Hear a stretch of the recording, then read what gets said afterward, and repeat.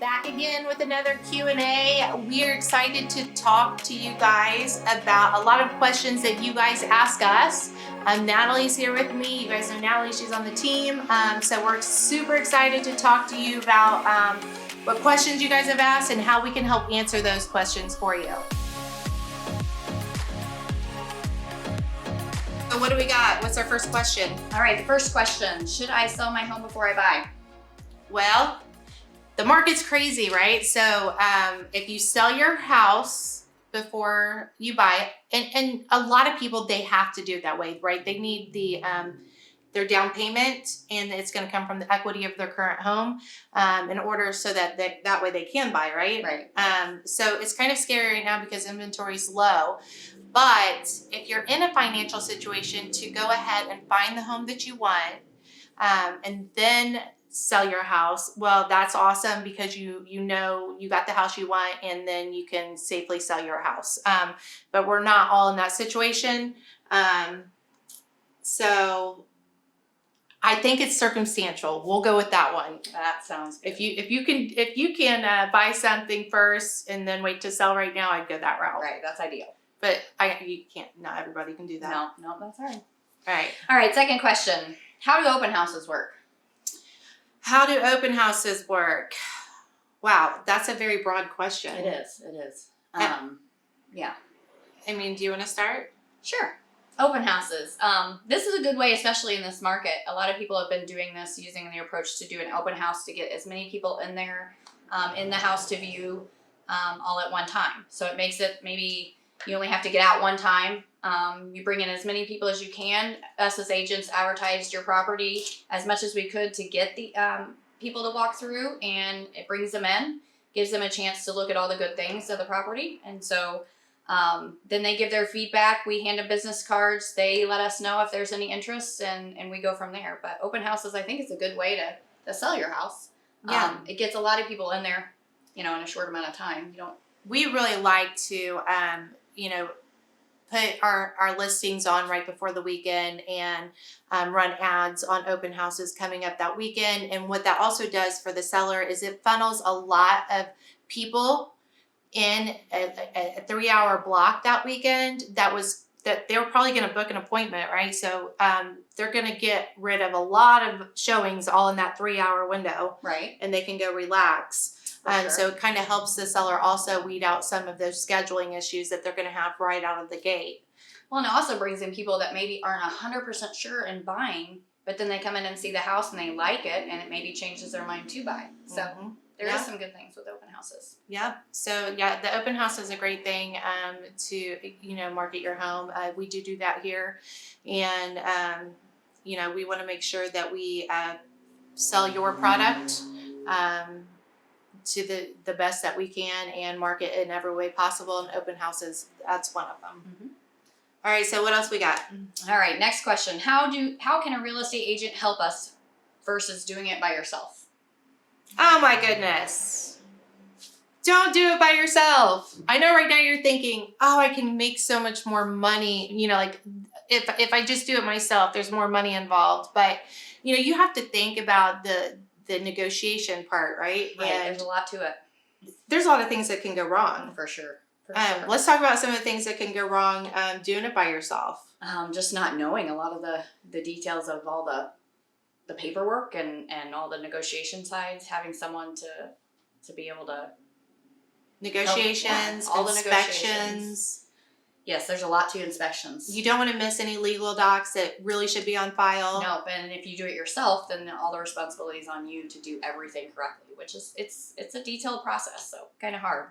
I feel like hiring a professional takes a lot of stress off of you in that process, and that's what we're there for. You're going to get having that personal engagement with your buyer. If you're the seller, a lot of things can go wrong because you guys are directly talking. You could get in a dispute during the inspection process. Your feelings can get hurt because you guys are saying things to each other. And the agents are the voices for the buyer and the seller. So that eliminates that and lets these two people talk for you. And that way it's not personal, it's all business. When we start to get into the FSBOs, things do get personal, things are missed.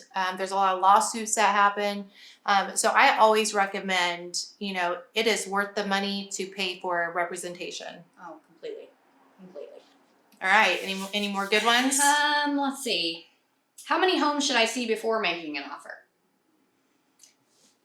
Well, this is a good question. Yeah, this is a good question. How many homes should you see? I would say, I couldn't put a number on it. I would say there's a lot of people that go in and have a specific house that they're wanting to see. They've done their research. They found that they think they might like this. They walk in, it's their dream home, offer. Within a day, they found their home. So other people want to take time. It kind of depends on what's out there and what you're looking for. But I'd say on an average, probably 3 to 5 houses would be an I think that's like approximation. the That's average probably standard. Yeah, from what I'd we say. see. Mm-hmm. 3 to 5 for sure. I'd say that's But I think pretty average. each person, right, is different. Every person's different and depends on what you're looking for. I got a good story. So we had a client that the very first house that they wanted to see, they absolutely loved it. And they were like, oh, but I've only seen one house. So they're like, I need to go look at a whole bunch more today and tomorrow. So that way I can know for sure that that's the one. So they went out and looked at 5, 6 more houses. And then they're like, all right, we really want that house. And I had to break them the bad news that it was gone. And that's the market we're in right now. You can keep shopping, but always know these houses aren't staying on the market more than a week if you're lucky. And if you're in that first time home buyer price range, they're going to be on and gone, easy 48 hours, highest and best offers. So if you walk in and you get that feeling on the first one, I'd move quickly. go for it. Yes. Yeah. All right. What else? What steps should I take to prepare my home to sell? Oh, I would say when I take people to see homes, one of the things that I get a lot of comments on is the cleanliness and space. So decluttering is huge. That's one thing that I would tell people. Making sure your house is clean and making sure you declutter as much as possible. I had a client the other day, I was showing her a house, and when we left, she said, I couldn't even look at the house because there was so much stuff in it. And I could see it was a great house, but the way her mind worked is she was so distracted by the clutter and stuff on the walls and pictures, and she couldn't even picture herself there. Right. Well, I always suggest too, as hard as it is, but when you're selling, take down some of the personal things so your person that's walking through can possibly vision them living in that home. So that's one suggestion I give. But decluttering is huge, I think. Yeah. I think it's huge. And always, if your agent tells you to remove your personal pictures, I know I've heard people that take that personal, that's your family, those are your kids, your loved ones. Really, it's because of what Natalie just said. It's just because when somebody's looking at your house, they have to be able to picture their family there. And if they're seeing another family there, that's that family's home, right? So if we take those pictures down, now it's open mind, open thought to what our family will look like here. Right. Agreed? Completely. It's not personal. No, not at all. Not at all. So did we get all that? I think so. I think that is all the questions. Decluttering and just freshen up the house, landscape. Yeah.